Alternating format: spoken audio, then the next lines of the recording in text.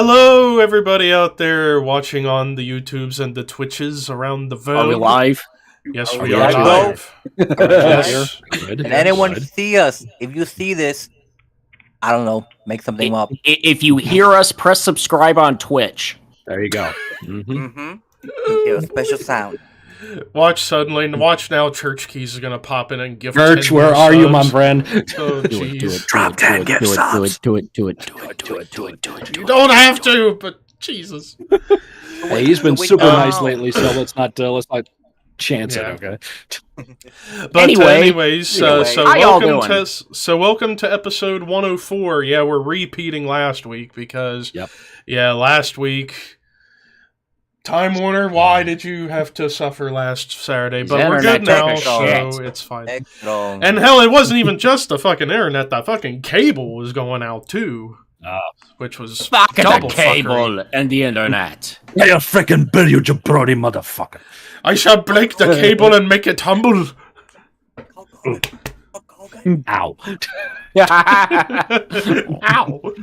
Anyway. But anyway, so we got a bit of a 2-for-1 special, though the majority of this episode is for UWF Beach Brawl 1991, but we'll briefly cover most of the matches from the first TNA show from June 19th, 2002, but we'll mainly be talking about the main event, because we did, even though the videos aren't up anymore, we did pretty much get through most of the show before, well... Yeah, we'll just fire through it, so... Alright. But, so real quick rundown of TNA NWA Total Nonstop Action's first show, June 19th, 2002, from the Von Braun Center in Huntsville, Alabama. Kicking things off with an X Division 6-man tag, the Flying Elvises of Sonny Siaki, Jimmy Yang, and Jorge Estrada, versus AJ Styles, Jerry Lynn, and Loki. Yeah. Really good opener with the Flying Elvises going over AJ, Jerry, and Loki in 6 minutes, 20 seconds. Then we had a midget match. Try to put a 20-minute match in 6 minutes, basically. Pretty much. Which is a theme throughout that show. Yeah, and then we had a midget match with Teo versus Hollywood. Teo defeated Hollywood in 2 minutes, 48 seconds. Shortest match of the night. In more ways than one. In more ways than one. Yes. Then we had a tag team match of the random team of Psychosis and James Storm versus the Johnsons of Richard and Rod Johnson with Mortimer Plumtree, in which the Johnsons defeated Psychosis and James Storm in 4 minutes, 59 seconds. Were the Johnsons stiff in this match? Yes, they were. Stiff, yes. Very, very stiff. Yes. Hit the right twin pin. They were so stiff that coming out of their masks, you saw some white stuff flowing out. I don't know what that was. Marshmallow fluff. Yes. Or Yes. lotion. That one is also sexual. Then we had another tag team match. We had Christian York and Joey Matthews versus the Dups, Bo and Stand Up with Fluff Dup, in which the Dups defeated Christian York and Joey Matthews in 3 minutes, 41 seconds. But now, to the two-part main event. The two-part main event, the Gauntlet for the Gold for the NWA World Heavyweight Championship. And, well, since I wasn't quite prepared, I'll have to go back and look up who all the title had been on Dan Severn prior to this, and he was stripped of the title. I guess the story goes he just didn't want to do the show, or failing contract negotiations, basically didn't want to do it. They said, fine, we don't need you, we'll just take the belt. Yeah. But, I mean, could you imagine had Severn agreed to do this show, we could have gotten finally a pro wrestling match between Severn and Shamrock after their MMA history. Mm-hmm. Yep. Still a shame we never got that, even in WWF, but I digress. So, prior to the main event, you had a quick little performance from Toby Keith before Jeff Jarrett, who went on a night of disrespect, especially at Jackie Fargo. He comes out as Toby was singing, shoves Toby to a chorus of boos, and then talking to the saying, but Toby, I got one question for you. How do you like me now? Toby, you're a punk, man. It was just fucking great. So Jeff Jarrett, the number one entrant, and then number two, Buff Bagwell, who hadn't been on the internet, on the national scene much since the failure that was the match with him and Booker T the year before. So we get this starting off, and real quick, Buff is out. Out comes Lash LaRue.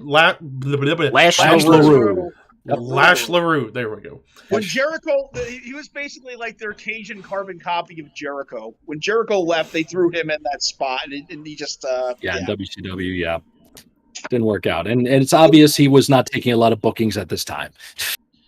No. No. And immediately he gets thrown out. Then entry number 4, we get Norman Smiley. Smiley. Norman Smiley. And then he's gone. Slam. May I just interject? That slam! Oh my God! Yes. Slam. Yep. It is so good. Mm. So basically, with the first 4 entrants, like they were basically kind of trying to do their version of the Diesel spot with Jeff. Mm-hmm. But then from number 5 onward, we start filling the ring up because out comes number 5, Apollo, which I remember seeing some stuff from Apollo back in that time period of TNA when I watched back. And it's a shame that they didn't really do that much with him after this. He had a good look. He had a good look, and he could go. Almost Batista. Yeah. Yep. Language barrier issue, being from Puerto Rico, the IWA promotion. I don't know how much Victor Keone. A lot of politicking, though. So a lot of politicking there too. Yeah. So he didn't even. I don't think he lasted in the business much after this. I think he lasted until I think the last appearance I saw him was like Final Resolution 2006. When he was partially with LAX the first, and that was like and that was type thing, But hell, Apollo, fucking the biggest guy I've seen do skin the cat, which is like, damn, the fact that he can do that's impressive. Mm-hmm. Then out comes K Crush, Ron Killings to enter the match, and then Slash from the Disciples of the New Church, Wolfie D. PG-13. Yeah, imagine that. And then number 8, we get Scott Steiner. Del Rios. Yes. Yeah. Who's this guy? I don't even know who he was. He looked like one of the guys that came on like the XWF, one of those jacked up dudes, but it's not the same guy. And I love how even I think Ed Ferrara on commentary even made a sly wink. It's like he looks like somebody. Who does he look familiar. Like? I was so fucking terrible with this pay-per-view. I think how many more did he do after this, James? Only a couple more. Yeah, they had enough of his shit and sent him packing. He was so awful. Yeah. Then out at number 9, we get Justice, the Future Abyss. Yes. Looking like Penn Jillette. The wrestling. Yes. Penn Jillette, yes. Mm-hmm. Then at number 10, we get Conan, who would eventually become a mainstay of the company for the next 5 years, roughly. Mm-hmm. Yep. I remember. You know what the funny thing is? I remember 95-ish ECW and what early WCW when he showed up in '96. They pushed Conan like he was the next future world champion in both companies. Because don't get me wrong, he looked fucking phenomenal. He looked really good, amazing and his ring work was pretty slick at that point. Mm-hmm. In Mexico, he was Mexico's Hogan. He was huge. Guy, yeah. Oh yeah, huge. To this day, they just get commemorative for his 30th anniversary in the business. It's like he was one of the biggest draws in the early 90s in all of wrestling. Yeah. When they brought him to the American companies, he came behind with a lot of hype. Mm-hmm. Yeah. Yep. Out at number 11, we get Joel Gertner coming out to introduce Bruce of the Rainbow Express. Mm-hmm. Yes. Kwee-wee. Yes. Mm-hmm. Here's Brucey! They don't like each other. That wasn't a jackass, that was my son Bruce. That's right. The Funker. Uh-huh. And then out at number 12, we get the dog-faced gremlin himself, Rick Steiner. And this is where they get a couple eliminations. He would eliminate Slash and pick Justice up over the top rope, which was pretty impressive. Mm-hmm. And then out caused him to become Abyss. Yeah, they're strong as oxen. Abyss. Yeah, current producer for WWE. Still, that's amazing. Yeah. And then out at number 13, we get the man with the most eliminations of the match, Malice of the Disciples of the New Church. The Wall from WCW. When he came out, we were like, "Who is that guy? He looks so familiar." They were like, Yep. "Holy fuck, that's the wall." That's him. Oh my god. Lost a Yep. ton of weight. Lost a ton. Started to, like, Shredded. fit. He looked like Test would look in ECW. You know, just Yeah. have that same. That was body another type. guy they pushed really hard early on the first little bit of TNA, and then just he was Didn't do gunning much. for a main event spot for sure. But as Mitchell would say, he didn't want to be a monster. He wanted to be Brian Pillman, and that was a big part of his not making it to that. Yeah. Mhm. So, Hey, he didn't want to be a monster. He wanted to be Brian Pillman. yeah, exactly. Yeah. And that is a horse of a different color. Yeah. And it is And- on this day. Yeah. That you will fight. And they're going to shit all over it and leave. So Malice, yeah, he got the most eliminations in the match with 7. He would eliminate Apollo, K-Crush, Del Rios, Conan, Bruce, Rick Steiner, and the next entrant, Scott Hall. And Scott Hall comes in immediately after Jarrett, and then countdown goes off. We get an unofficial entrant. We get Toby Keith coming out and comes out and does a very good vertical suplex on Jeff Jarrett with no effort. Very good post by Jeff Jarrett. Very good. Great post by Jeff Jarrett, yes. With the dead face of freaking Toby Keith. Yeah. and apparently, as the story goes, like afterwards, when Toby Keith would do his concerts, they would show a video of that moment, Of course. of him Of course. suplexing Jeff Jarrett. Because why not? Why not? Because why not? Yep. And then Toby and Scott Hall would eliminate Jarrett He afterwards. seemed a little reluctant to be. When Steiner was eliminated, look, he was fighting with the refs to go back. He was like pissed off about something. Dude, in a shoot, he'd probably kill everybody. Oh God! I remember they brought Tank. Remember when Tank? They were teasing Tank Abbott in WCW, and Rick picked a fight with him. He was like fucking really clocking Tank. Yep. I mean, I think Rick could take Tank Abbott because Tank Abbott is one of the worst MMA fighters of all I think time. Rick could take. But fuck MMA rules, just street fight. Yeah, exactly. Fucking Steiners were scary, legit. But so then after Toby Keith and Scott Hall eliminate Jeff Jarrett, out comes number 15, Wildcat Chris Harris coming in. The member of AMW, they wanted to push. Mm-hmm.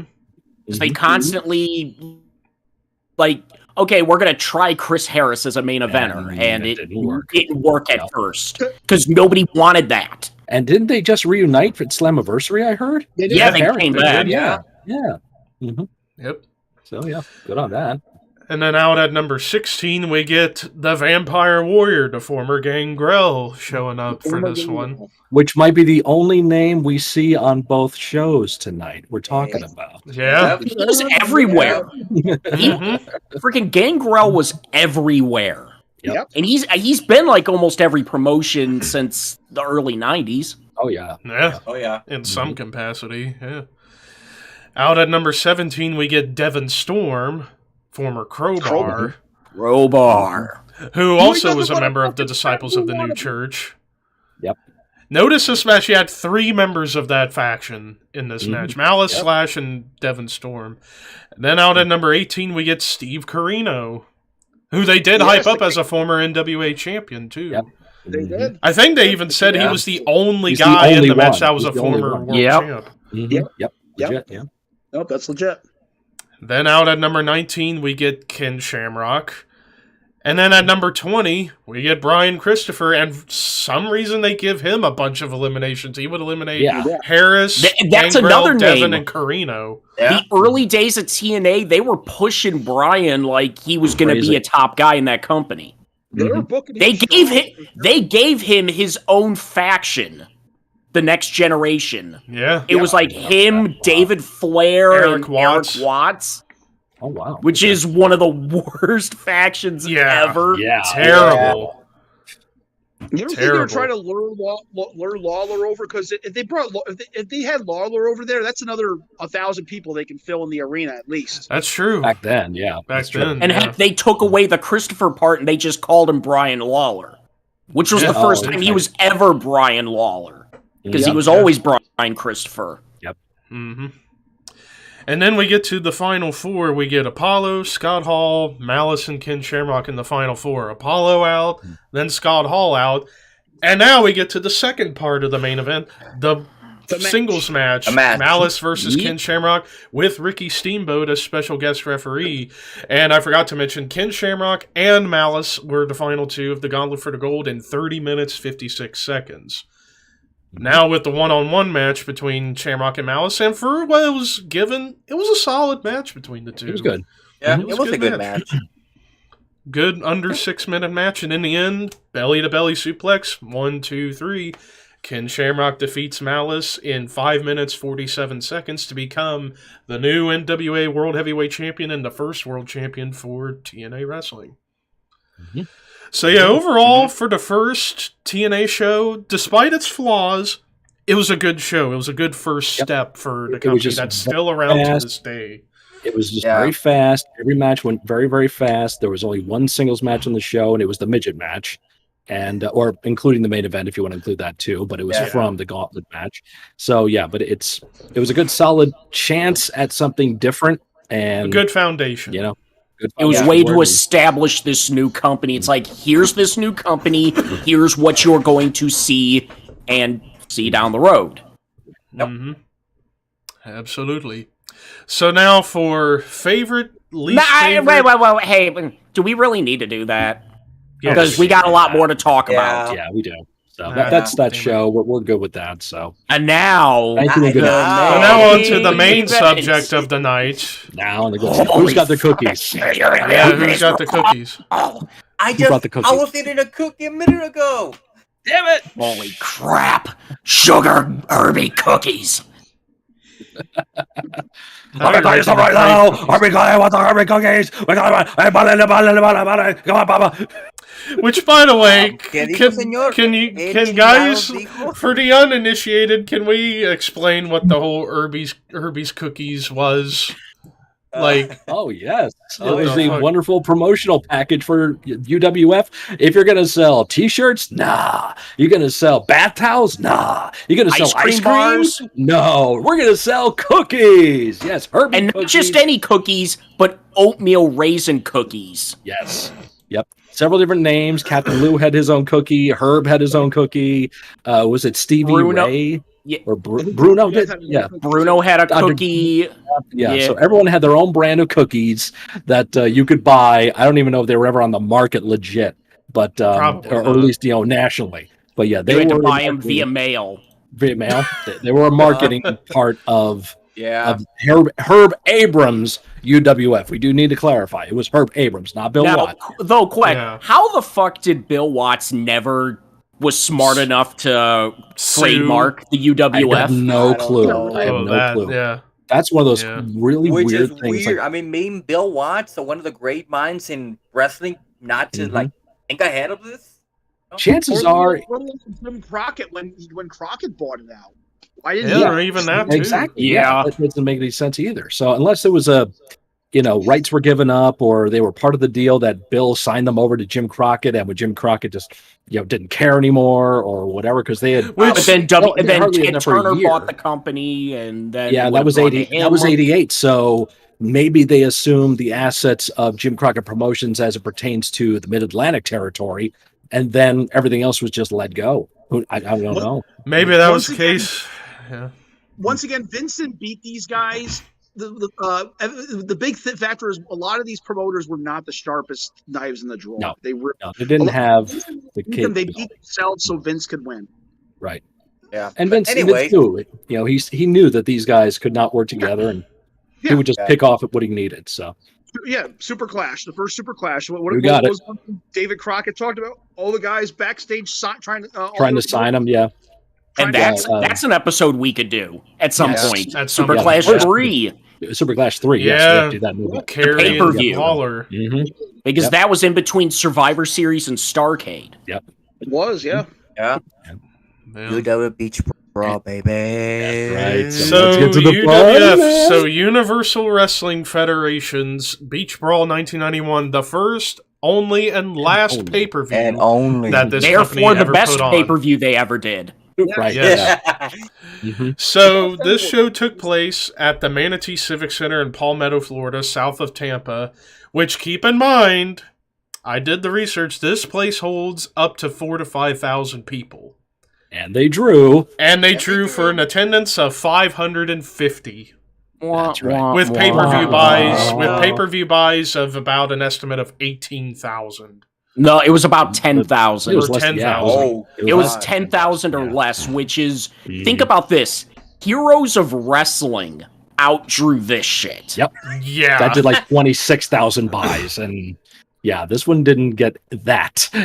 No. So, No. So yes. So, and also the whole thing, like the presentation, like the opening intro, like saying like butt kicking. It's like, really? It's cheesy as fuck. And then the presentation, like, people can say what they want about like early WCW before Bischoff came in as executive producer and how it looked dingy and grungy. This show makes that time period of WCW look like WWE nowadays. Oh yeah. This show was dingy, nasty looking. It gave me so much like, outlaw backyard kind of vibe. Wrestling. With the presentation and the production. Mud show! And, yeah, basically a mud show. And, it sucks because, they had some really notable names on the show, which we'll big talk about names, in a bit. which we will talk about. So, when you have all those ingredients, it should have been a successful show. But again, marketing. But the business, marketing and then the business, like the business is the big reason why this show is such a failure is because you book a pay-per-view in a 4,000 to 5,000 seater and only get 550 and only 10,000 people bought the show with the names that you have on the show. And it's like, What's the budget? What's the wrestler's salary? Think about this. Okay, let's backtrack. 1991. There's a handful of guys on that show that are currently working for All Japan Pro Wrestling. Now, at that time, All Japan Pro Wrestling was the top coup de grace of the Japanese promotions, not just in terms of the quality of the product, but in terms of the money that was being made over there. Why do you think Stan Hansen hardly ever came back to the States?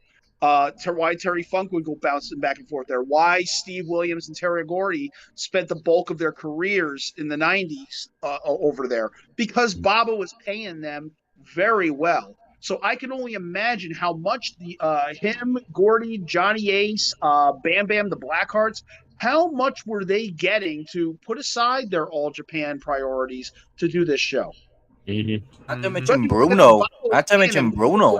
On Bruno being there. Bruno on commentary. And, I mean, again, you had all the success of a good pay-per-view, and then, you had somebody who didn't know about the business putting together a show, and who's that sound like? Herb Abrams was a money mark. Let's just absolutely. What did he own? A dressmaking store in New York City or something like that? It was some kind of like fabric store or something like that. I think that he was using to fund the company. I think it was on the Dark Side of the Ring episode about this. So, I mean, it's been a while since I've seen it, so I'm not going to remember all the details. But and if he was alive today, he'd be doing what? Coke. Time. And time. Time and anyway, on to the show. But anyways, so despite the business being god-awful, the show itself, I was talking about it before we got started, it's really not that bad of a show. It's better than its reputation. Right. It's better than Heroes of Wrestling. It's not the worst pay-per-view of 1991. No. That was Great American Bash. Right. Yes. Sad to say, this is better than that. And he was there. See, we need a shirt. I was there. That's right. We do. Yep. Each of us have an individual shirt with the biggest show we've been to. 12 years old, I didn't think that was the worst wrestling show I ever been to. No, I remember seeing the pay-per-view when I first time run. I was like, yeah, this is fine. I go by it, and then you watch it now. My dad and I go to our seats. There's a big scaffold in the ring. Holy shit! Yeah, you pop for that. Who did Austin piss off to be a part of that? I know, man. I don't know. Austin was there for like 2 months at that point. And they gave him the TV title like right away. Yeah. Poor Bobby Eaton. Yeah. But also, now the on show to starts with the show starts with like 10 minutes of opening Ceremony promos and stuff packages and- and setups and build-ups and all this shit. It's like, oh my god, guys, let's get to the show, please. Babyface promo from Bam Bam Bigelow, and then Talking about hobility. Hobility. How's your hobility? Hobility. Yeah, don't forget your hobility. That's why he didn't beat LT at WrestleMania. That's why. Somebody else, I think, watched Wrestling with Regret review UWF because I did too. That's in Brian's St. line too. Oh man. But now on to the show itself, and we kick things off with a tag team match. We got Firecat and Jim Cooper versus the Blackhearts with Luna Vachon, the team of Apocalypse and Destruction being Gangrel. David Heath. Yeah. And the other guy being Luna's current wife or Luna's current husband at the time, Tom Nash. Yeah. And also, like, I appreciate their entrance because they come out to Perfect Strangers by Deep Purple. And just yeah. Yeah. That's another thing that I was shocked about this pay-per-view. The amount of songs they used. I'm like, did he Because nobody fuck someone? cared. No, No, I'm like, it was a different time. Different It era. was a different time. But You just try to do thinking- that now, good luck. Forget it. Exactly. Yeah, but unless you just- pay for the Cease licensing. and desist. Yeah. Mhm. Yeah. Hashtag cease and desist. But so yeah, this tag team match, it was an average It's too long. standard tag match, It's but too that long. went a little too Too long. It was just an opening match, just to get the Yeah, crowd. it was there. awake, It's nothing special. Remember, again, Well, 91. That was the odd thing. That was an odd choice of opening match, having a tag team match where the heel team is the focal point. Yeah. Yeah. You know, and of course you had Firecat, which is that was Battle Cat, that was Brady Boone. Yeah. You think he would do a little bit more flippity dippity and stuff to wow the crowd and get things warmed up, but no, this was a No, pretty just a lot of straightforward kicks. standard tag Yeah. match.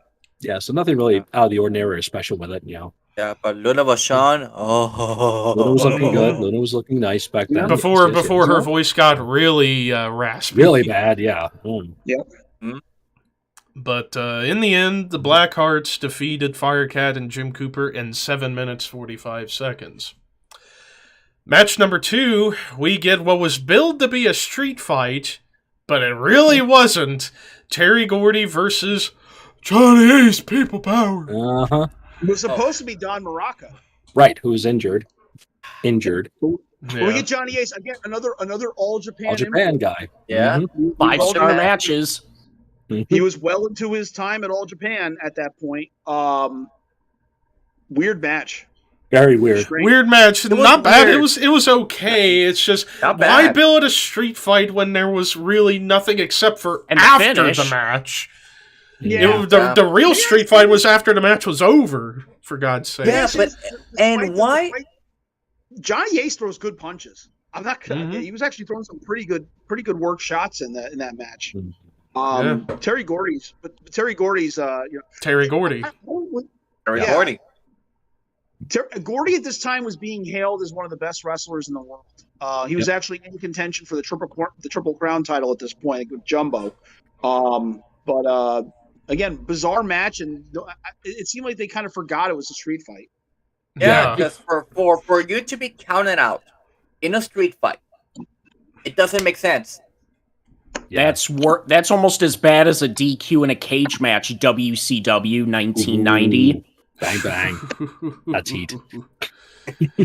Or it's about as bad as a no As bad as contest in winning a the Hell in a world Cell title, but- 2019. Or it's bad as winning the world Bang, title by DQ. Christian. Abyss. But anyway, this match, it was okay. It was just weird, and then the match ends in a double countout. Then the real street fight happens because they keep fighting into the crowd. Yeah, it goes on forever. Yeah. Yeah. Bam Bam starts doing this victory lap, which was really weird, and Yeah. then I was Johnny like- Ace follows from behind him, and they start fighting again. And yeah, Mhm. again, I was kind of lost with the match. I think they were Yeah. too. So it's okay. Mhm. But then we get to match number 3, and we get another tag team match. We get the Power Twins of David and Larry Power versus Masked Confusion, the former Killer Bees of B. Brian Blair and Jim Brunzell. While this was the longest match of the night, I actually thought this was a good Not bad. tag match. I thought it was a good Yeah, tag match. yeah. It was a Straightforward. Yep. basic tag team psychology, you know. Exactly. And, They do their typical mask thing, but it takes a little bit too long after they did the mask thing to take it home. It seems like it's like that was usually like once they did the mask thing, it was like transition, sunset flip, inside cradle, whatever, 1, 2, 3, done. Here they go through a little bit more before they get to the actual finish. One thing I loved whenever they put the masks on with the Killer Beast, they all of a sudden became like super powered, like OP, you know. Yeah, exactly. Yes. Yep. You can fucking tell that was the other thing too. I never got. You can fucking tell which one is which by their body type. Jesse Ventura was right the whole time. Always. That's Brunzell. I know Brunzell. That's Brunzell. You had two big, clunky, unseasoned guys, but being carried by two very established veterans. They made the best out of it. Yeah. But this would begin a trend that would go on throughout the bulk of the rest of the show, with the finishes being like roll-ups or surprise pins. Yep.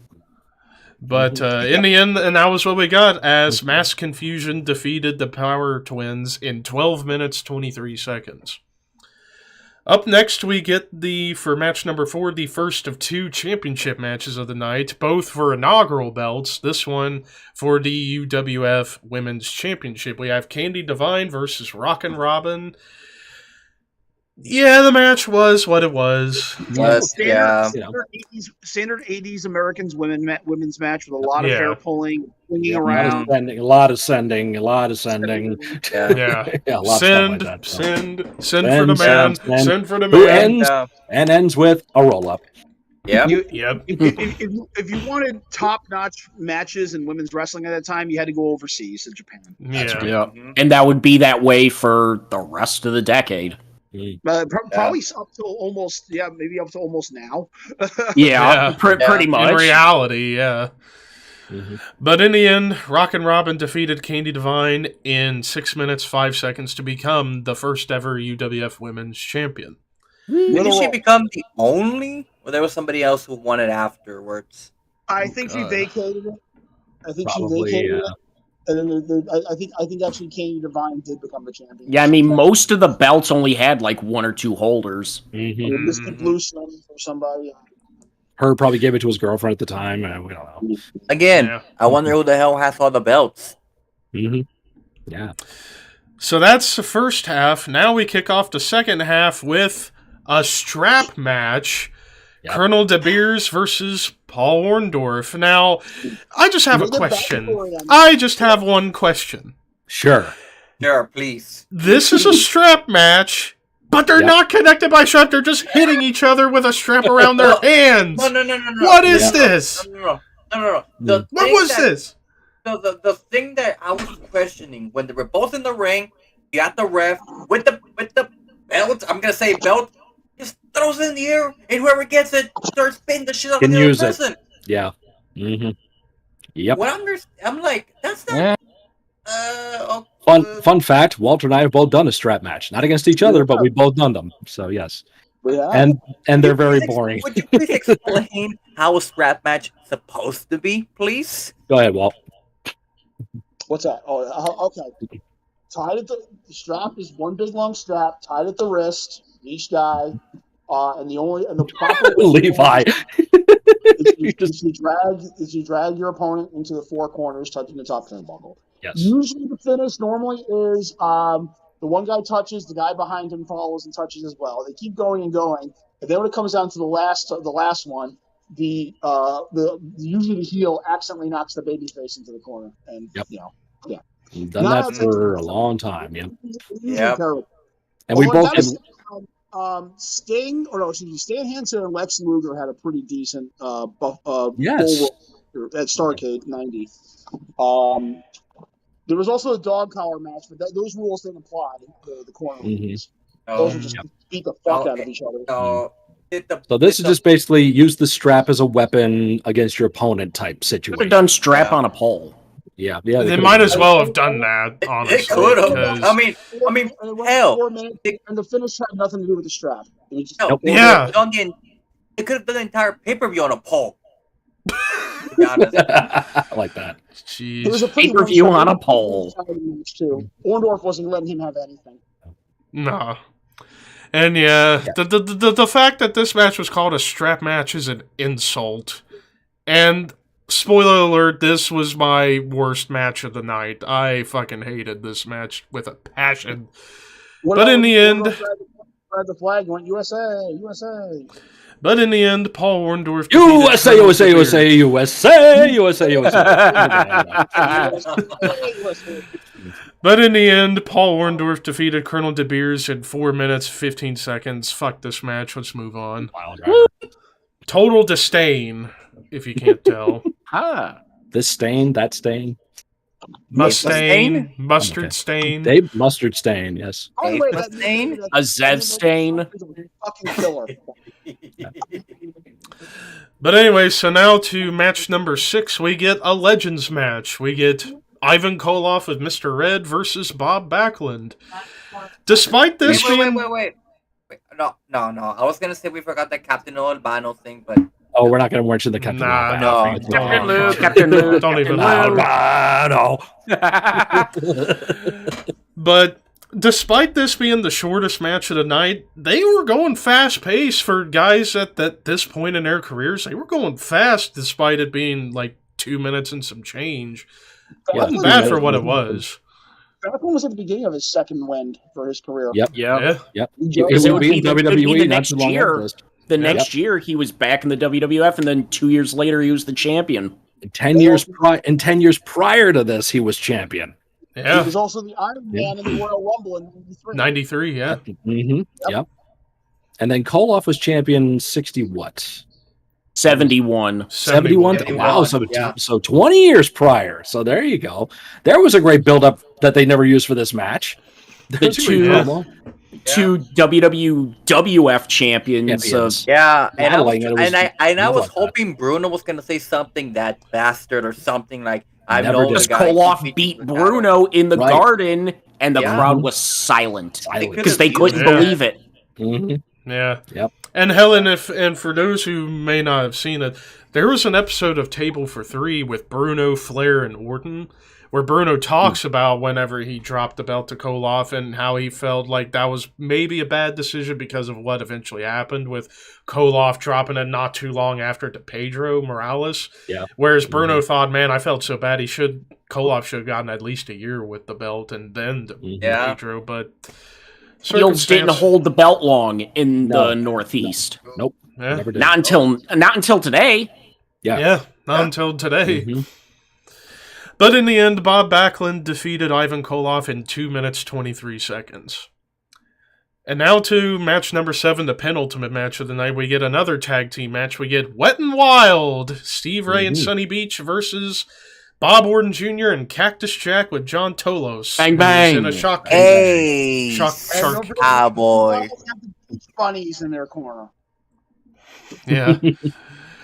And again, Cactus and Cowboy Bob used Bonanza for their entrance music. And Wild use Piano Rick Woo. Yep.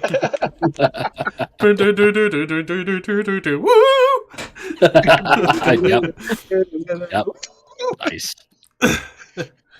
But again, another standard tag match here, though in the end you get color from Cactus in the match towards the end, of course. And Cactus freaking does the full-on consequences from the second turnbuckle to the floor in this one, and they really go all out with that one. And it's not that bad of a match once again. Not bad. Not bad. Standard tag match, yeah. And in the end, Wet n' Wild defeated Cactus Jack and Cowboy Bob in 4 minutes, 2 seconds. Now on to the main event of the night. Main event. A tournament final to crown the first ever UWF Sports Channel television champion. We have Bam Bam. Bam Bam Bigelow versus Dr. Death Steve Williams. Now, heading into this show, they were doing a tournament for this title belt, and as far as if I can remember about who won what heading in, so Dr. Death would defeat Nikolai Volkov. Oh shit, I about knocked something over. Nikolai Volkov, Steve Ray, and got a bye into the finals, while Bam Bam defeated Ivan Koloff, Colonel De Beers, and Cactus Jack to make it to the finals.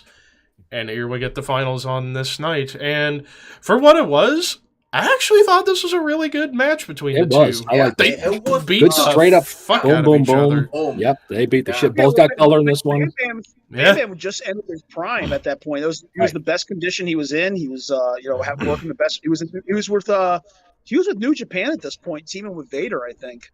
He was rounding himself out into a solid worker at that time. So yeah. Yeah.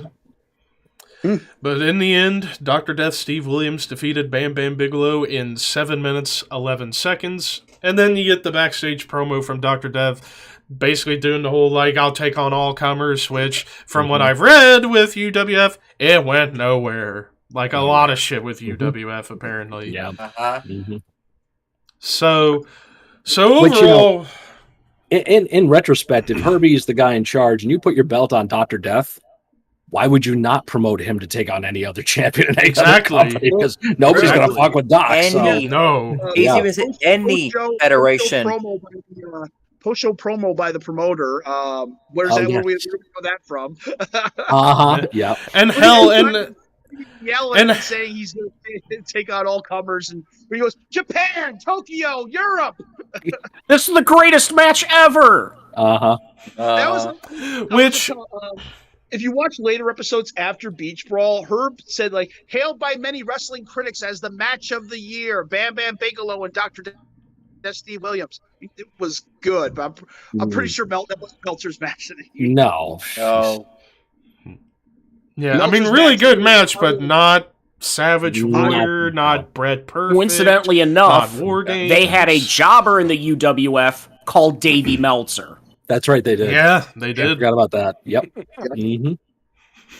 Yep. Referencing? I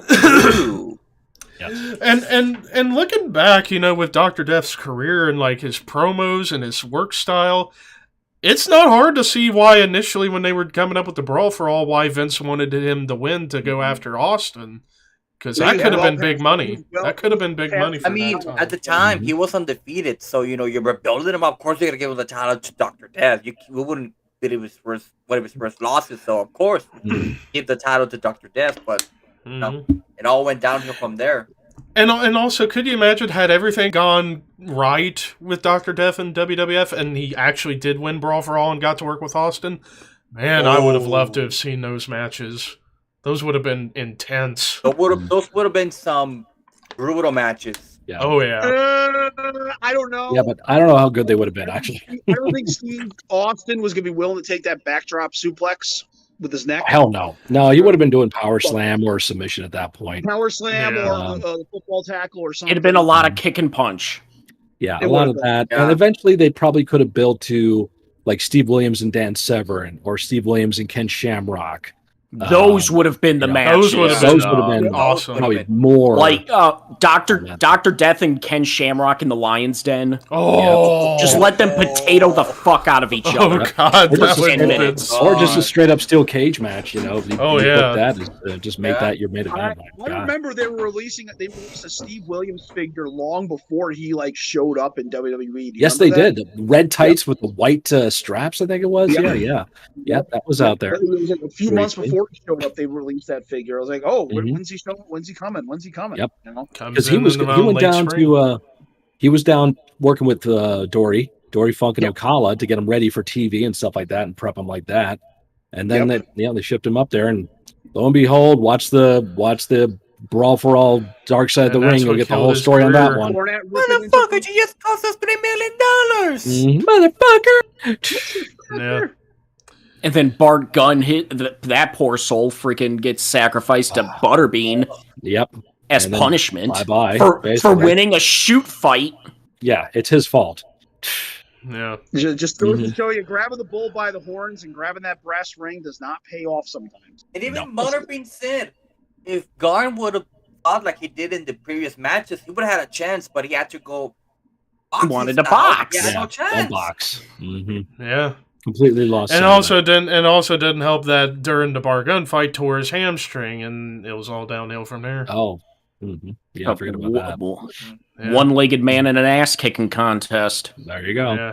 Yeah, like I said, had everything. If it wasn't a shoot and it was a worked tournament that way, and Dr. Death won, then yeah, he would have been in much better graces by that point. Yeah, I would have totally introduced Dr. Death in a much different way. Much Oh different yeah, way. much different way. Yeah. That could have Just have him led show up him one week and just beating everybody up. just beating everybody up, and then get to Austin, then you do that program. Actually, from what I heard, Boss Man, he was gonna have the spot that went to Boss Man. Which that would have been Vince interesting. McMahon's hired gun. Yeah, That would have worked. When did Dr. Death leave WWF? Sometime in like 99. 99, yeah. I was And then gonna went say, to WCW. I was gonna say, if everything would have gone good, I was supposed to be, why not have him win the Rumble in 99?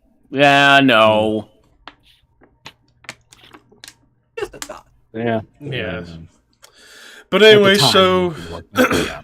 so overall with UWF Beach Brawl, despite the show being a colossal failure business-wise, show itself, not the worst Not that pay-per-view bad. ever. It's not that bad of a Not show. No, in It's- context of the time, it's Yeah. not bad. Even But when on the it's Al a Snow run-of-the-mill metric. show. on the Al Snow metric, it didn't draw shit. Therefore, the show sucks. Right. Mhm. So, If I was here and one of us said, no, it wasn't a bad show, and he goes, yes, it was. Fucking idiots. Fucking idiots. Fucking marks. Mhm. How much money do you feel Herb Abrams made? So let me ask you this: if you pulled a 5,000 feet arena and Brew 500, would you be saying that's pretty good? No.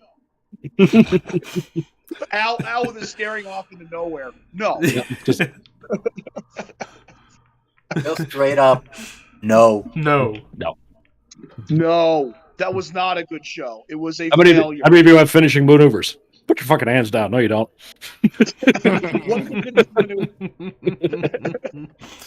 What's a high spot? Why do we throw a punch? Does And anybody know what a why mark is? Is it illegal? And why do we have the referee call a disqualification when we do it? And why? And why are you doing this? But in the end, so what do I suggest you guys check out this show? Probably No. once. Probably just only once, just so you can say you've seen it. Just to say you saw it. It's one of those things. It's like being told by a friend, "Hey man, I fucked this really ugly chick. Here's a picture." Well, if I gotta know, you Exactly. gotta know. That's the deal here. So That's we gotta pretty know. much the deal You gotta here. know. So go You ahead. know, she wasn't that bad. But I mean, if you put a bag on and get And really, beer goggles? really, really, really, really, really, really, really, really, really drunk, it's like that laugh you have when you think something's really, really, really funny. But now actually on to favorite, least favorite, sleeper, and shocker. Favorite, easily Bam Bam Dr. Death. Least Yeah. favorite, Yeah. strap match, fuck that match. yeah, Yeah. Sleeper, I'll give it to Mass Confusion Power Twins. yeah. I was going to give it more towards actually Bob Backlund and Koloff for a short match. It's good. Okay, Good, and then yeah. Shocker. Shocker, the show even took cocaine. place. Cocaine. Herb Abrams. Herb Abrams, the All shocker. the cocaine in All the right, show. push job Endeavor. All right, push job Endeavor. Oh, God. So push job Endeavor. All right, Craig DeGeorge, Bruno Sammartino, Herb Abrams. No, I'm kidding. No, I'm kidding. Push Herb Abrams. No, I'm kidding. No, really. Push we're gonna Bruno. we're gonna do oatmeal cookies, chocolate chip cookies, or sugar cookies. Okay, No, I'm push kidding. We're not doing that. push No, chocolate no, chip no, no, no, cookies, no, no, no. Okay. job, Damn sugar it. cookies, Okay, Endeavor, so- oatmeal raisin. So it's shame on you. But no, for real, we're gonna do because it's 91. We're gonna do hope, disappointment, and cocaine. Which one we push each other? Push cocaine. Push cocaine. No, seriously. Seriously. No, I have no serious choices. Those There's are my no three serious choices. Fuck it. Let's just move on. What's the point? What the fuck's the point here? Jesus. Exactly. Jesus goddamn Christ. Goddamn. All right, actually, okay, hang on a second. Okay, Oh. I'm gonna have my timeline wrong, but Push Job Endeavor, Herb Abrams UWF, the WXO, or Global Wrestling Federation. Yes, those Oh, are correct. God. You know what? Herb Abrams, UWF, Tri-State Wrestling, and I was thinking Tri-State Wrestling. Tri-State Wrestling Alliance. Joel Goodhart's Tri-State. Yep, Joel that Goodhart's became promotion. ECW. Yep. So you push that one, And then actually, no, you have to job Tri-State, so there will be an ECW. So you have to job that out. You feature Endeavor Global, and you push UWF. Yeah, you know, It's crazy to think in some universe out there, UWF is the biggest wrestling promotion in the world, and Herb Abrams is a billionaire. Fucking genius. Yep. Yeah. Oh my lord. He buys WWE and He buys WWE. He lets his son Tony Khan run the company. No, that's Nick Khan's son. Get it right. Oh. No, in an alternate universe. In an alternate universe. Yes. Tony Khan is the bastard kid of Herb Abrams. And the Blackhearts were the product of Stu Hart and a rat. Oh my god. I was gonna say, I know you two sticky motherfuckers. I was gonna say Joan Jett and Stu Hart, but Joan Jett and Stu Hart. I like that. Oh boy. Yes. Yeah, Shouldn't that have been Luna's name? Shouldn't that have been Luna's name on the show? Joan and the Blackhearts. They come on. Honestly, yes. Herb, do another bump, Herb. You could have figured that out. Where's Herb Abrams' ghost when we need him? Where the fuck is Herb Abrams' ghost here? Come on. Why wasn't he booked for this show? In an alternate universe, there'd be so many crazy shit. Oh my god. That's my god.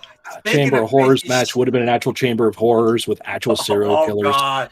An actual Hell in a Cell would literally be a Hell in a Cell. It'd be in hell. It'd be in hell. Yeah, Boss Man would have actually died, hung in the Hell in a Cell match.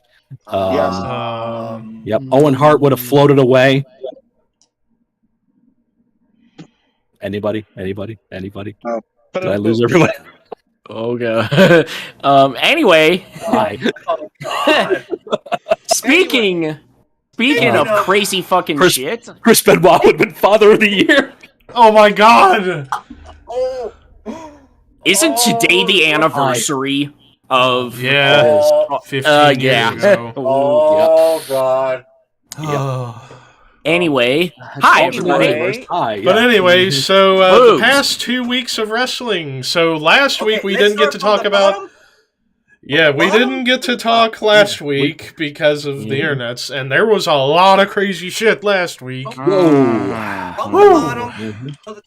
So starting off with Sasha Banks, further developing that situation that she's supposedly now released from the company. But we Still don't haven't seen anything official. We don't know We yet. don't know. Official. We You know, don't know. it's still being negotiated. Apparently, All all the rumors are she's going to be released. Her contract's up soon. Blah blah blah. Mm-hmm. Who knows? Surprised she steals the briefcase at Money in the Bank.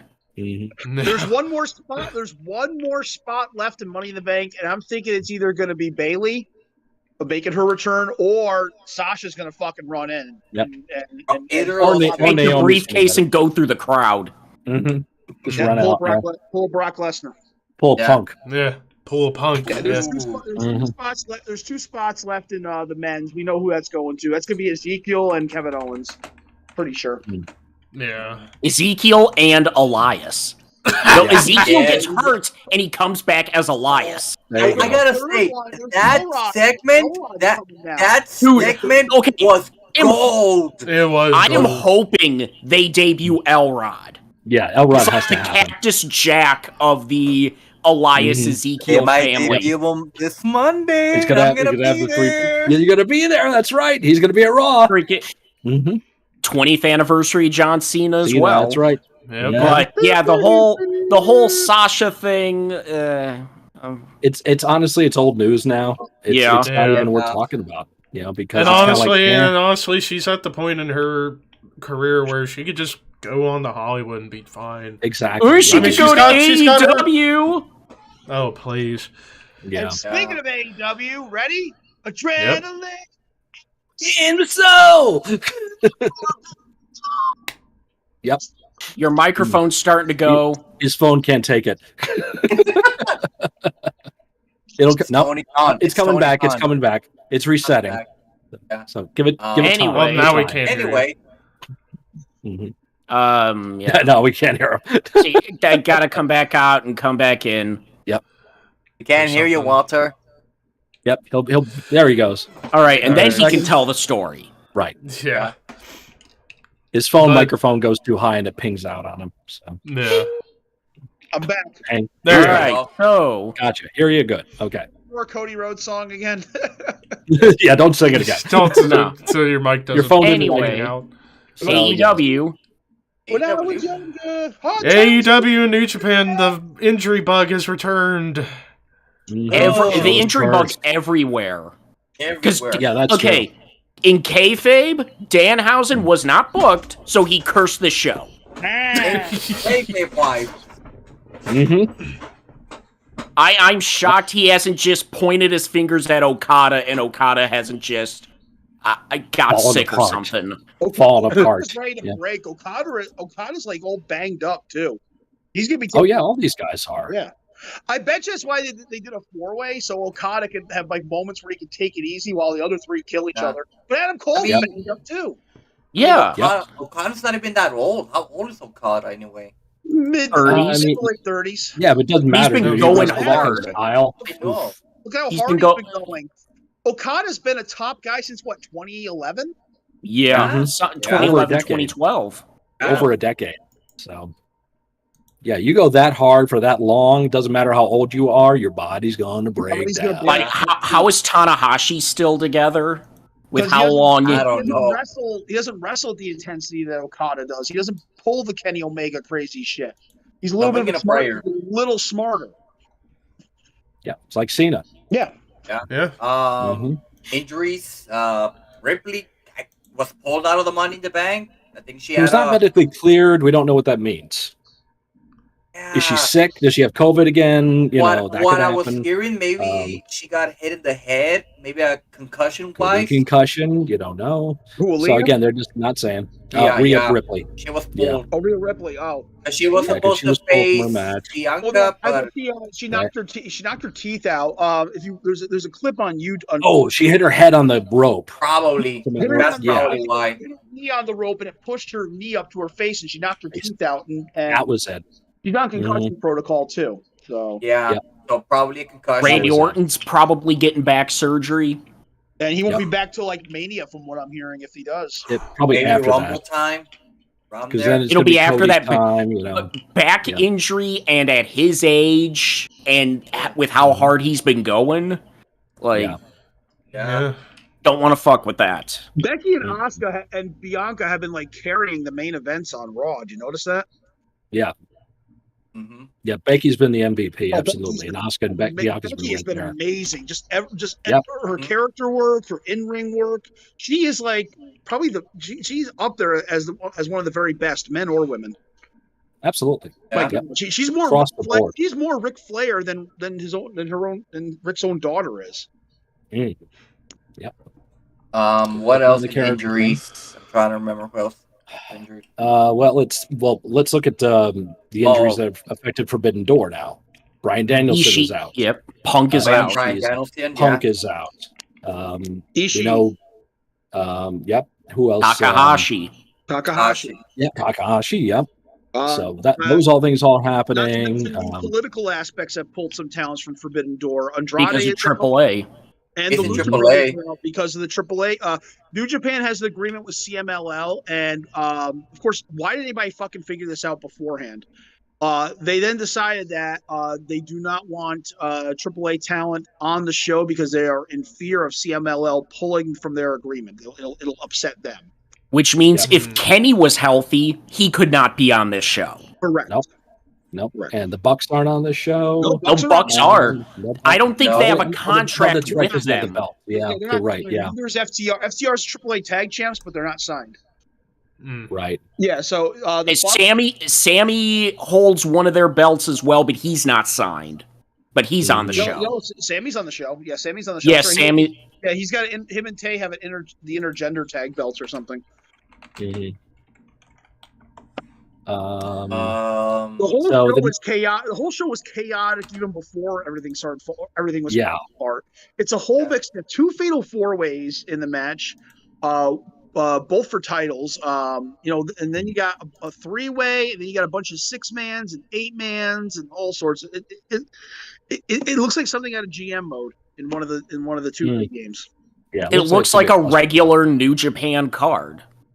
Yeah, Pretty doesn't much, look anything special. which doesn't fit with American audiences, except for the Smarkies. So they'll call, no matter what, the Smarkies are going to call it a triumphant show, and they're going to call it amazing. Well, it's Right. sold out the United Center. It's not sold out. It's not. Believe it or not. And even that was before all this shit went down. So you promised all these people these matches. Then they started buying up tickets, and then it's like, oh, they're not And going to be there. They're not going to be apparently, there. they didn't have Okada and Jay White until within the last couple of weeks. Yeah. Yeah, that was like, what the fuck? Like, Something, you are right? planning a co-promotion with New Japan. Shouldn't you have worked shit out months ago? Long-term booking, Tony. Yeah. What a concept. Do you have anybody working in an office besides you to That's do right. this fuking shit? Why WWE does not do this shit? No. Way too many problems. They Way too have many flaws. they all WWE has done was exchange talent. They'd send a few guys over to All Japan and have an All Japan. I remember they almost brought Akiyama in. Jun Akiyama was almost going to be a WWE superstar. Oh, really? When was that? Attitude Era, 97, 98. Wow. Okay. So yeah, Forbidden Door is totally forbidden because it's been cursed. Yeah. Yeah. It'll money. be there. It'll be a show, and There's Yeah. guaranteed one time. There's going to be one new champion guaranteed because of the whole interim champion thing. right. And the inaugural. All Atlantic. Yeah. Except for FTR, I don't see any IWGP titles exchanging hands. Ospreay is obviously going to beat Orange Cassidy. He better. That was supposed to be Andrade. Right, yeah. That was supposed to be Andrade, and the Lucha Brothers were supposed to be in the IWGP tag title match, but they couldn't do that, so they got the Best Friends. Best they're friends there are in to the match. fall. Best Friends are in the match to take the loss. We are best friends. And it's all leading to FTR and the Bucks for 4 belts. Not Pretty best much. friends. Not Best Friends. Roppongi Vice. Excuse me. Oh, Roppongi. Okay. Yeah, All right. Rocky and Regardless, they're Yeah. the team there, like you said. They're there in the They're match there to to drop the lose. ball. I think Yeah. I think Yeah. Adam Cole is going to take the loss in the 4-way. Yeah.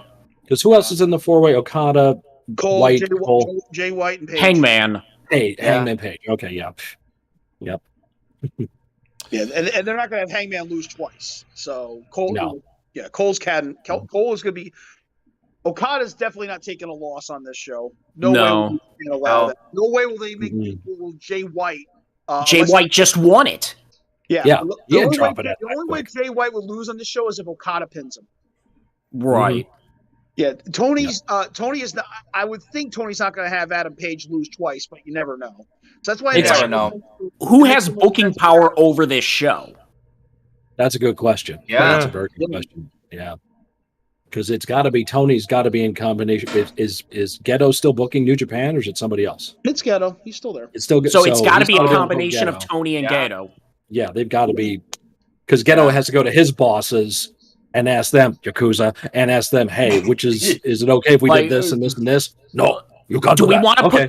do we want to put the belt on the guy who puts his hands in his pockets? Yeah.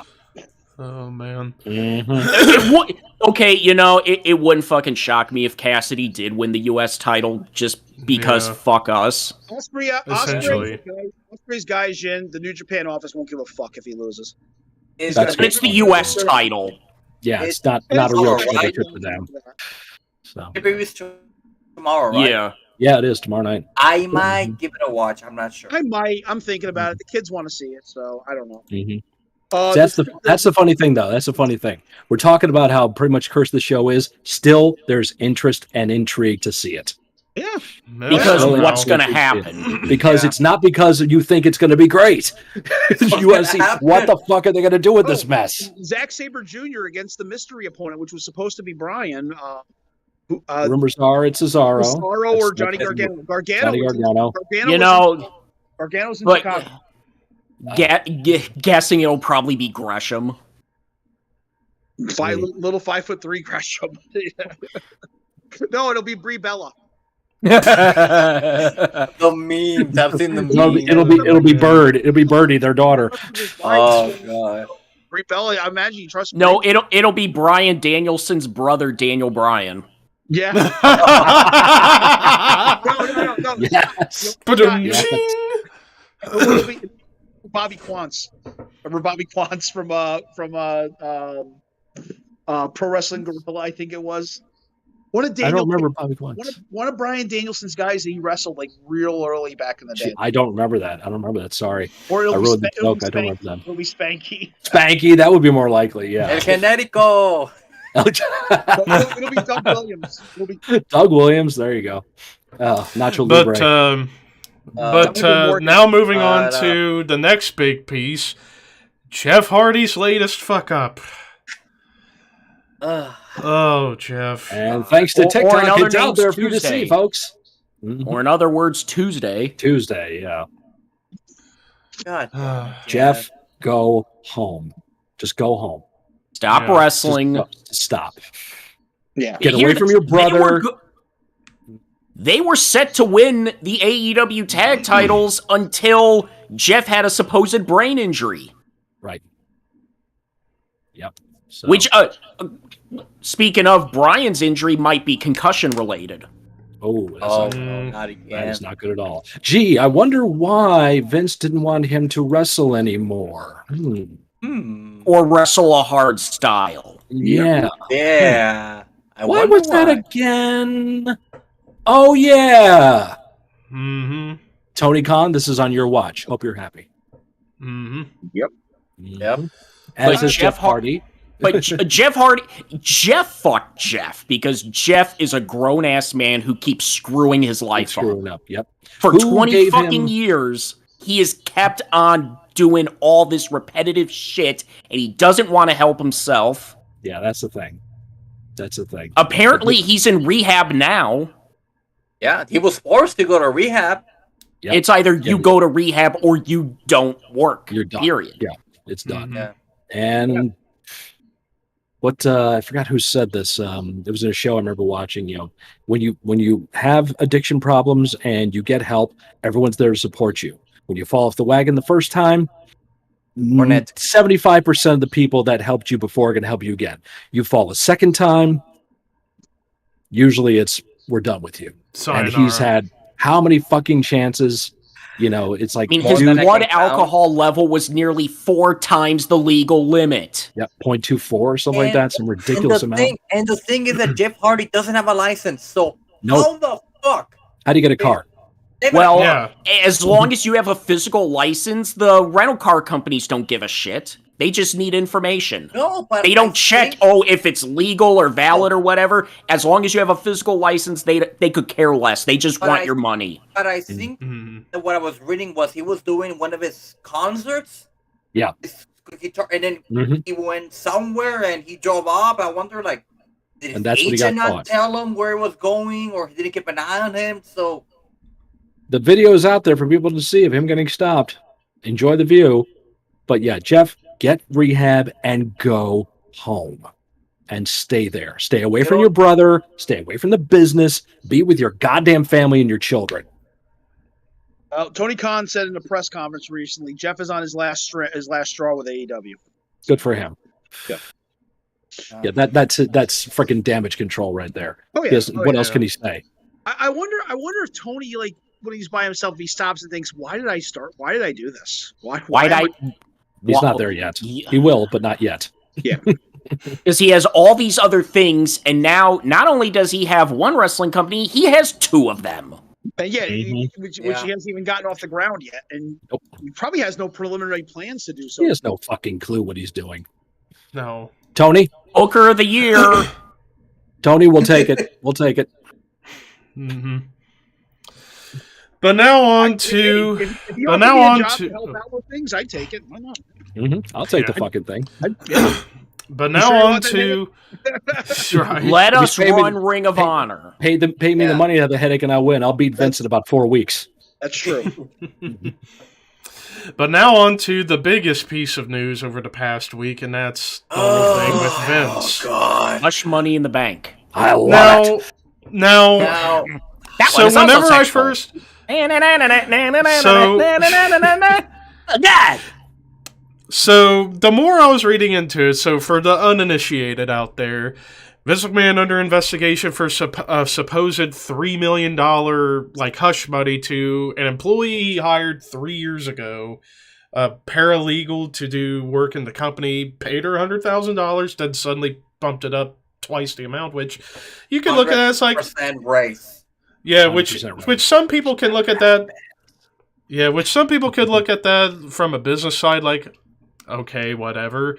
And then apparently there were these emails between Vince and Johnny Ace about the whole thing that somehow got unearthed. And it's like, the more I was reading into a lot of this, the more I'm just scratching my head like, really?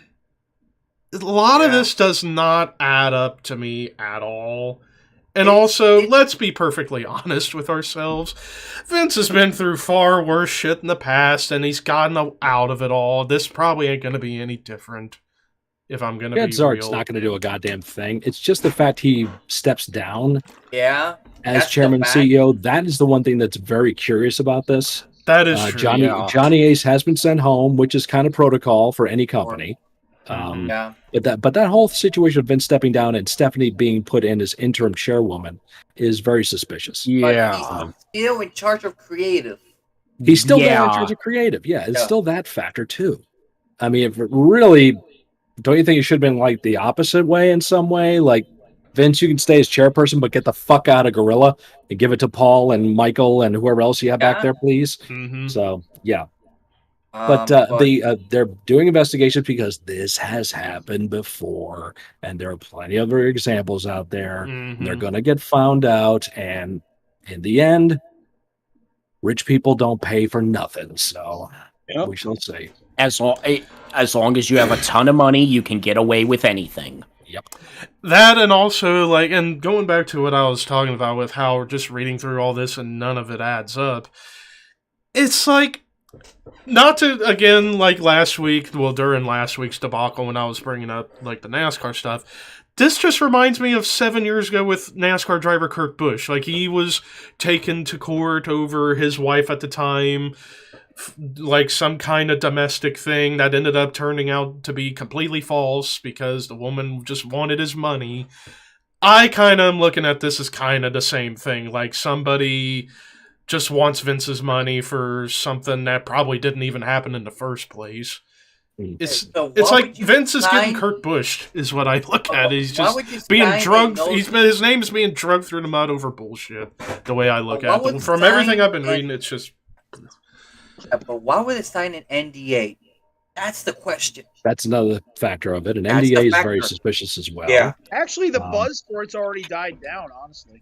A lot really of it kind of has. Yeah. Because in this freaking world we live in, every fucking day we're getting stuck with more shit. What the fuck? No, it can't get worse. It does. Okay, what the fuck? I mean, I'm not just talking wrestling. What could possibly happen next? Now, well, guess what? Hold my beer, and have this next. And, we're going to find out. Things can't get worse. Yeah, but again, that NDA. Why would they sign an NDA? That kind of. I mean, it's like what you said. I kind of agree with what you said, but once there's an NDA involved, something suspicious must have happened. And sometimes, if there's smoke, there could be fire. And it's also the factor of this paralegal woman, who her name, as far as I know, has never been released, nor is the name of her business. But it's not her who was bringing the accusations. A friend of hers who was noticing that she is going through a lot of mental issues because of the situation. Her friend of hers emailed the board of directors directly and told them to look into this. And that is what sparked this whole thing. But this started months ago, right around when Stephanie went home. That all happened internally. It's just now starting to come public. So this has been going on for a while. Once everything was kind of kept under the rug, then it was like, oh, business as usual. Once it got out there, Vince steps down, Johnny goes home, Bruce steps in. And of course, I'm pretty sure Bruce knows. I'm pretty sure Kevin Dunn knows. I mean, with Kevin Dunn trying to sell his shares before this all came up to light. Again, more suspicious. Why would he sell his shares? Yep. Before all this, so again, I mean, the board of directors are looking into this too. I mean, why would you do that? You know? And the insider trading thing, that's he has to go through a broker dealer to sell those things. I work in that industry, so I know what I'm talking about. So, he can't just go like, here's my shares now. He has to go through somebody to do that. But they should fucking know that. They should fucking know whether he can sell these shares or not. So somebody else is going to get blamed for that too. Yeah, but it's just crazy. I mean, Vince McMahon stepping down. I never thought I would ever see that. Yeah, that's the weirdest part of it. It's we're not there. We're not there as part of the structure. We don't know what's going on there daily. Is it just window dressing? Yeah, I stepped down, but I'm still in charge. I still tell daughter what to do. Right. Is Stephanie really? I'm still the owner. Yeah, I still own the stock, 80% of it. So it's like, yeah, he is WWE. Let's face it. So and the fact that he appeared on SmackDown that same week and then Raw the following week, kind of just showing the stockholders that, hey, I'm still here. Nothing's happening. Carry on, because it would be suspicious for. And the ratings have gone up. Yeah, a little bit. That's true. Yeah. Stock price went down a few dollars, but the whole market's been going down for a while, so it's not really a factor. I don't think of that. It's just I wouldn't be surprised if Vince keeps doing this every week, making a small appearance, kind of reminding people, hey, I'm still here. Hey, everybody, T-shirts 50% off right now. I saw right. that. Yep. I was about to mention that. Yeah. He just comes up with random things. Hey, everybody, ice cream bars. I was about to say the ice cream bar, so I was going to say Vince. And CM Punk's like, where's my money? Hey, everybody, buy volcano insurance. Oh, God. Hey, listen, you see that Mountain Dew? WWE volcano insurance. Hey, everybody. Cover you for life. No, and he just, hey, everybody, and then leaves. And then leaves. Hi, everybody. He's going to come out with a fun fact every week. Fun fact. There you go. Yes. The Vince fact. Vince facts. The best version of Matt Facts ever. Vince comes out and just does random shit. I'm Vince McMahon. This is a cell phone. Wow. Or he'll open the show to sing Stand Back. Stand back. Yes. Oh, God. In his Mr. McMahon voice. Yes. Got the kind of man I am. I do my own thinking. Got a lot of big plans. Stand back. Stand back. Riddle and New Day all like playing the music like Hulk and Jake. And Have Or Triple just H and 1 week, Shawn come out Vince- a terrible dance again like they did the first time. 1 week, him and Vince and Riddle are in a circle with some stuff. It's like that 70s show. They just have the Yes. close-ups with the smoke around. Yeah. What if I bought AEW? Bro. What if I bought AEW? Bro. Dude, you're done, man. Give me that. And then Rob Van Dam just shows up randomly. Yeah. Van Dam, Vince, and Riddle in a circle. Oh, my God. Yes. Godfather rolling makes a cameo papers, appearance. Godfather's in the circle. Raven shows up. Yeah. Or Raven, yeah. Oh, my God. Then Ron Simmons just walks in. Damn. Damn.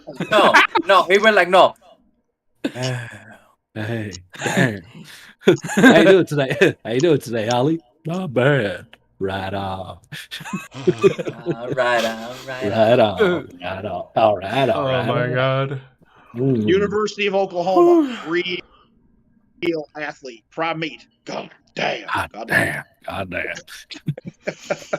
I got an idea. Michael Hayes, Riddle, Vince, Rob Van Dam. RVD. In a circle. Oh, God. Well, But Vince is straight. Vince is sober. Vince just what the hell is this? Fuck is this? You said it was a writing meeting.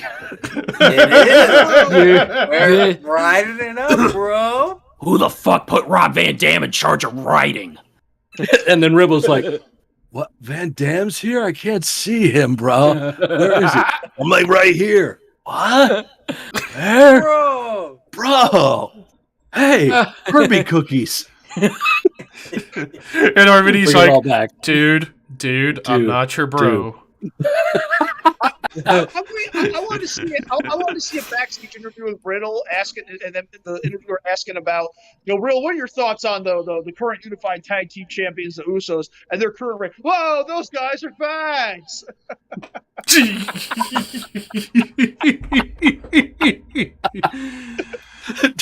Gnarly. Awesome. Totally awesome. Awesome. There it is. There it is. I knew he was going to whip it out. Learning about Cuba, having some food. Yeah, there he is. You dick. You dick. That would be what Riddle would say. That would be what Riddle would say to RVD after RVD is like, dude, I'm not your bro, and walks off. You dick. You dick. RVD, Riddle, and Spicoli. Oh my god. Oh god. The generations. This would be the perfect opportunity. Riddle's tag partner, Goldberg. Oh my god. Not RK, not your bro. We did it, Randy. We did it. Dude, I'm not Randy. Broberg. Hey, Randy. Broberg. Randy. Broberg. Broberg. The fans would start chanting Broberg. He would say just to get Goldberg riled up so Goldberg can kill the opponents and they just fall. Exactly. Okay, bro. Hey, call me bro. Hey, Goldberg, you can't wrestle. Oh, shit. Dude, you look like Stone Cold. Hey, Steve. Hey, Steve. Let's share beer. Am I bothering you? Am I bothering you yet? Puts the wig on his head and Bill's like, a song that gets on everybody's nerves. Everybody's nerves. Everybody's nerves. I got a song that gets on everybody's nerves, and this is how it goes. You purposely get Goldberg all riled and pissed off so that way they can win. That would be fantastic. Yeah. And then backstage, they just crack up laughing like, what the fuck? What the fuck was that, dude? How was that out there? That's The almost Rock as good of an idea and Riddle. That's almost as good as an idea as the freaking best, my tag team with Seth Rollins and Kenny Omega. Or freaking best, yes. The freaking best. Or we get the reunion of the Broserweights. Oh, Pete Dunne and Matt Riddle. Yeah, Pete Dunne and Matt Riddle. Yeah. You're not Butch. You're not Butch. Could fry fish. You are not Butch. You are my bro, Pete. Well, that's the thing. He's supposedly Pete, but he's still Pete. But he's like, around here we call it Butch. Yeah. Whatever. He's not. He's not Butch. I know him as Pete. He's my bro. Mm-hmm. And then you turn to Butch. He goes, and that's it. And then Ricky had the idea: Rock and Riddle. Rock Riddle. Maybe wrestling until nobody got. Hey, Roman. Roman. Do you have a boat? Are you a man on your boat? Row your boat. Who in the blue hell is this jabroni? Hey. The script. No, Matt Riddle just needs some freaking network shows. He really does at this point. Yeah. He does. Give him a special on the network. Give it, the bromance or the bros. Welcome to the Bro Show. I'm Matt Riddle. My guest this week is my best friend, Randy. What the hell's it? Hey, Vince, yo, I found this on your desk. What's a NIDA? A what? A NIDA. That says NDA, dumbass.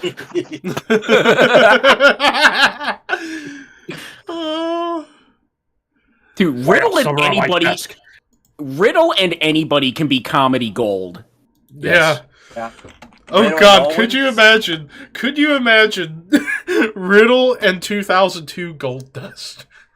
Oh my God. And there's Walt. There goes Walter. That just made there's Walter.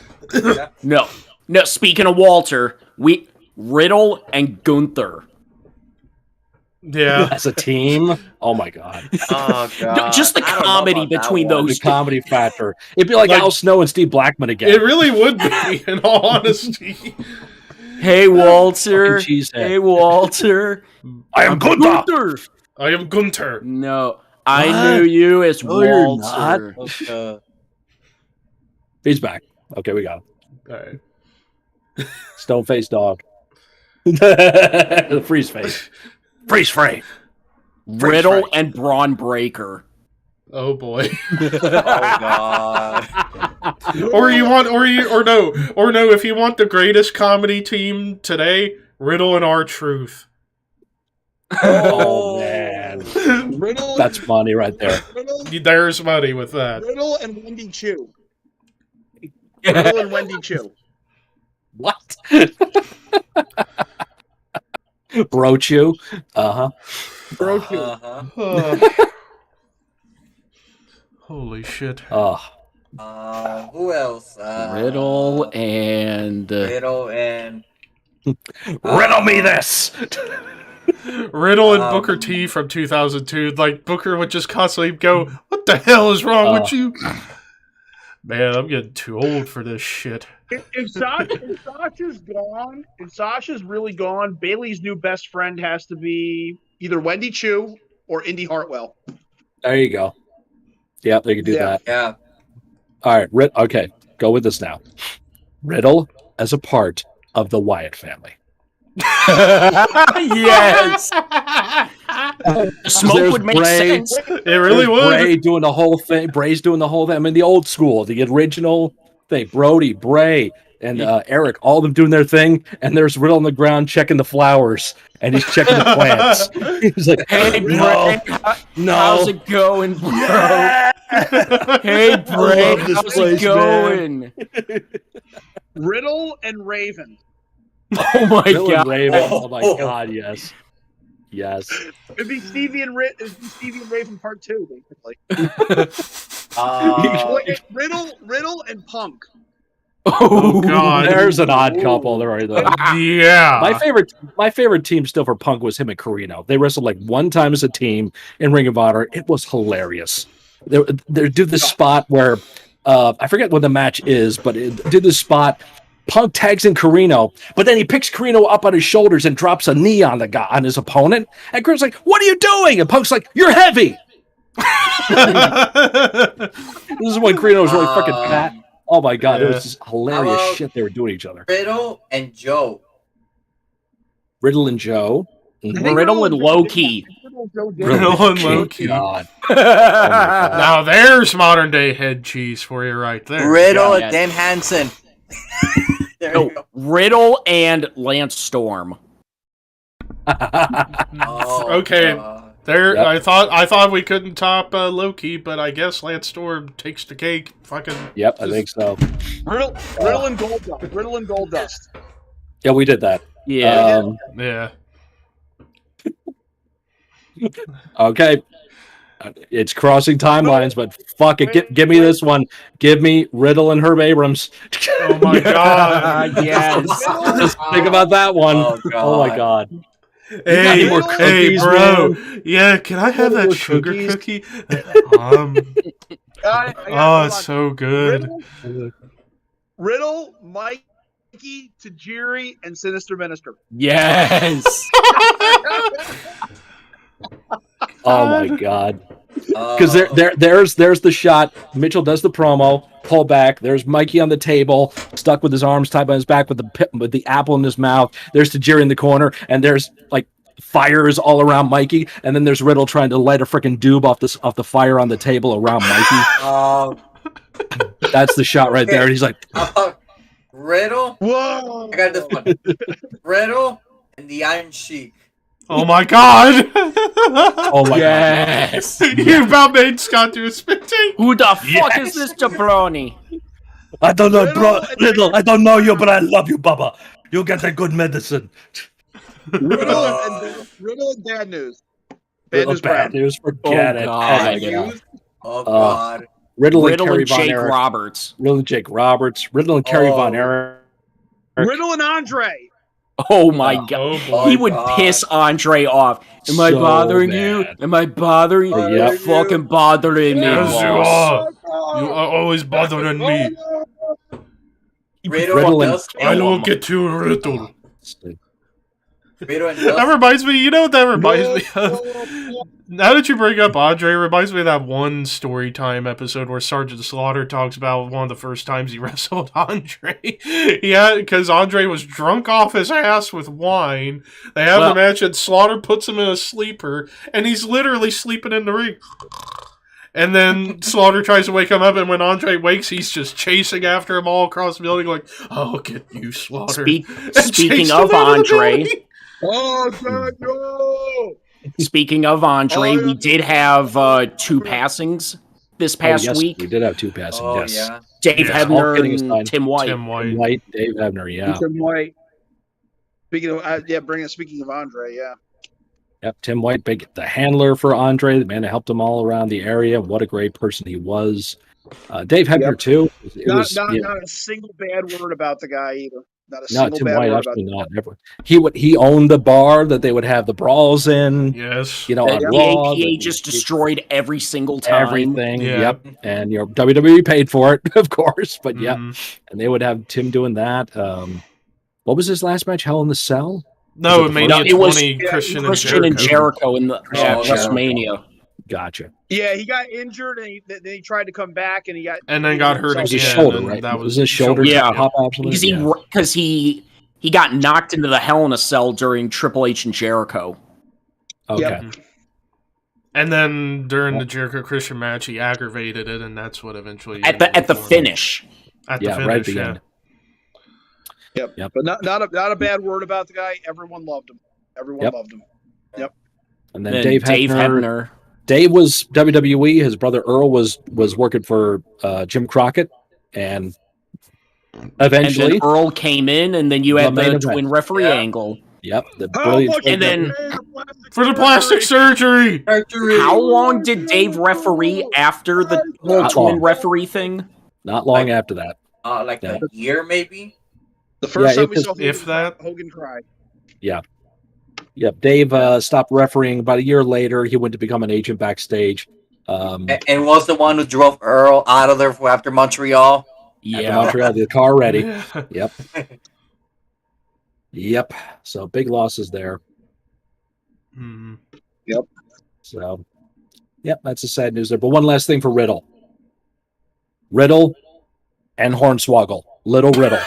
Oh, Yes. Riddle and the hating kid. Mm, bro. Riddle and Wee Man. Oh. Riddle and Wee Man. Wee Man stiffened the shit out of Sami Zayn at WrestleMania. Yeah. yes. That was a fun match. I Yeah, enjoyed that was amazing. It was so great. much. Fucking Oh. fantastic. Stole the show. And fuck people who hate it. Yeah, Exactly. Sorry, you're entitled to your own opinion, even if it's wrong. It's but wrong. Yeah, exactly. Yeah. In this case, it's wrong. Michael Cole losing his shit when Wee Man came out. Yeah. Oh, it's brilliant. And So fucking good. Pat McAfee going like, I wish I could say that was the first time I saw Party Boy's ass, but I'd be lying to myself. What are you not telling me? Speaking of McAfee, is it supposed to be him and Corbin At SummerSlam. It's looking like that. Yeah.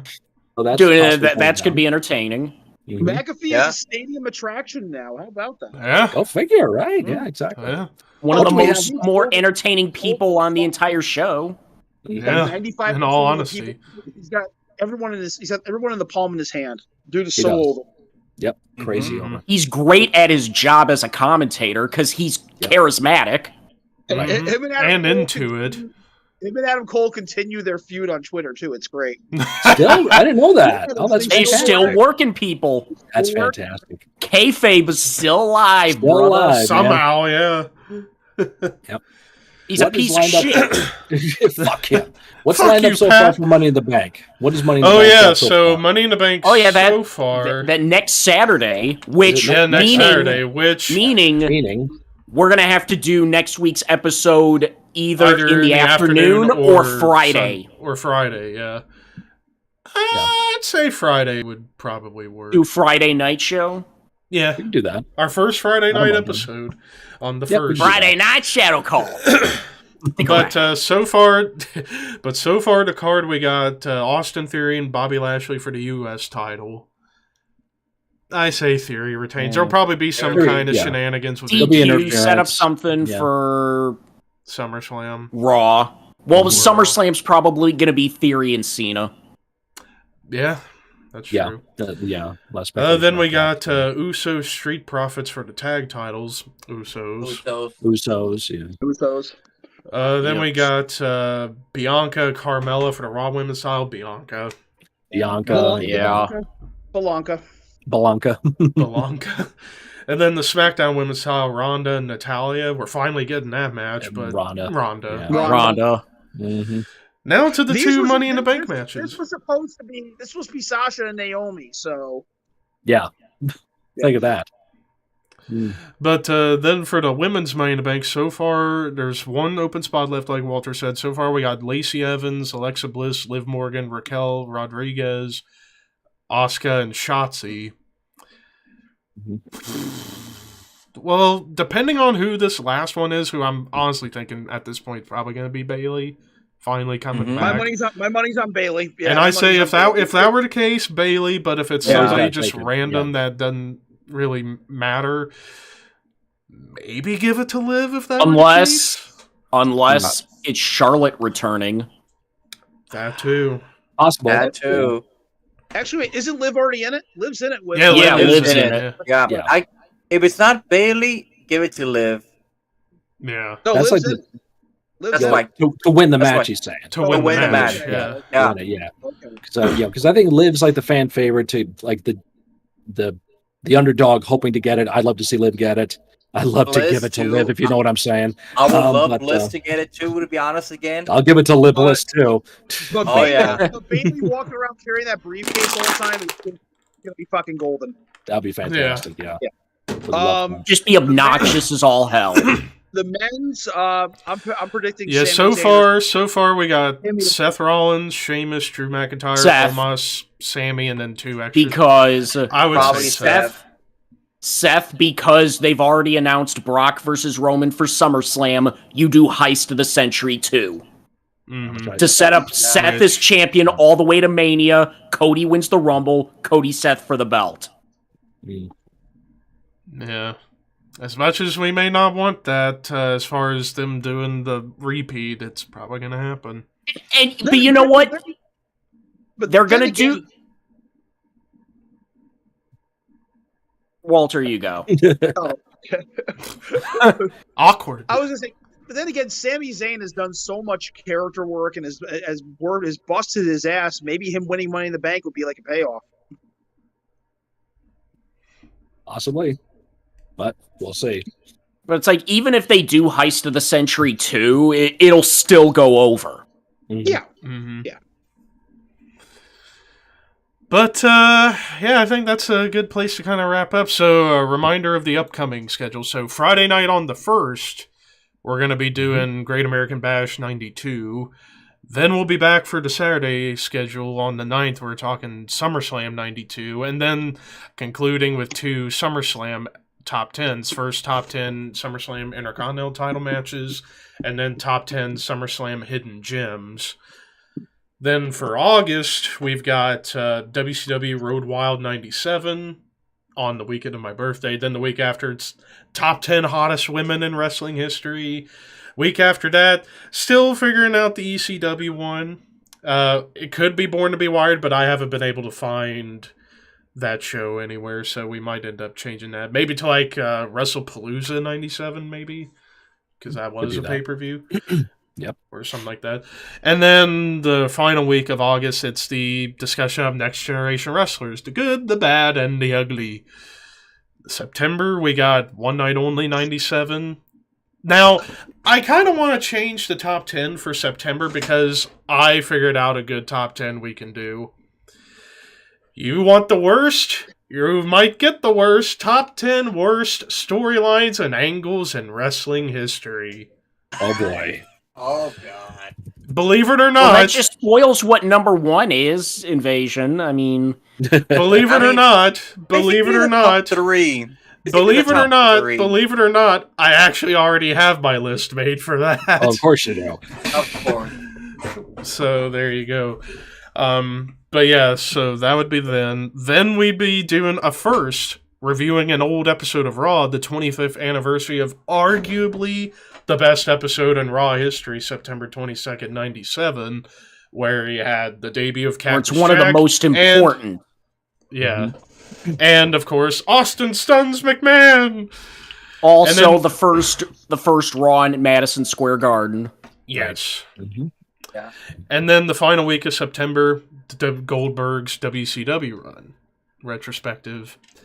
October, we got Bad Blood in Your House 97, top 10 Kane matches. Or we could change the Kane list to something else. Yeah, we could do that. Then we got TNA Bound for Glory 2007, since that's the 15th anniversary of that night. Then a retrospective on wrestling's most evil characters. And then concluding October on Halloween weekend with Halloween Havoc 97. Age in the Cage. Mm-hmm. Then November, it's going to be kind of a hodgepodge of a lot of different things. We're going to be talking AAA When Worlds Collide, top 10 worst Survivor Series matches, NWA Starrcade 86, and ECW November to Remember 97. And then to end the year, we got 3 episodes, Starrcade 97, top 10 best celebrities in wrestling history, and Steve Austin's WCW run retrospective. So there's all of 2022 right there for you all. Mm. But before we go, it's plug time. Ricky.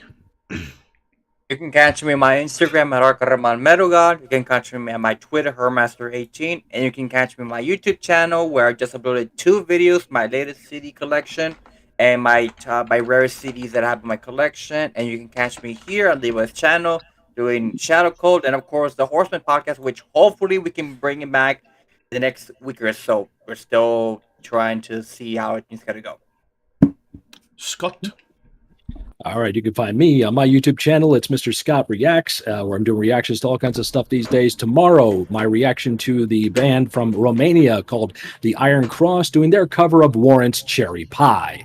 So give that a check out if you would not mind. Also find me on Twitch, twitch.tv/Mr. Scott. I go live on there and jam out and have a good time doing that. So please stop on in and do that. Find me on Instagram and Twitter at Mr. Scott. Find me on TikTok now at It's Mr. Scott. I've been doing a lot of comedy acting challenges and script acting challenges on there. They've been a lot of fun to do, so please check those out too.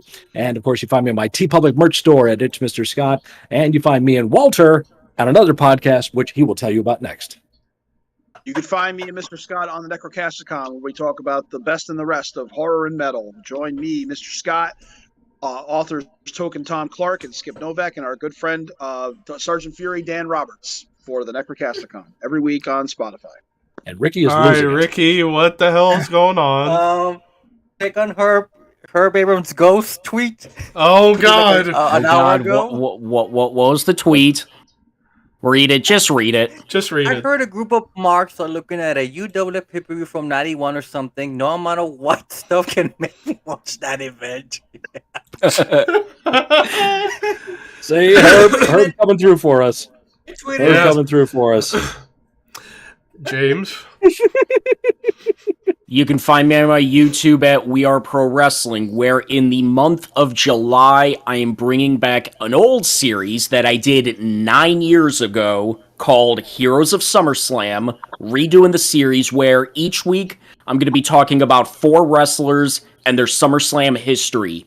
What I did was pick 20 wrestlers, minimum of 5 SummerSlam matches, 1 main event, and you can't tell the history of SummerSlam without them. So check out my channel all throughout July and the rest of the year. I got a lot of stuff planned. Follow me on my Twitter at WAPW_wrestling, where you'll get some updates on that. And finally, you can subscribe to me on YouTube, Thrashmaniac99, closing in on 3,400.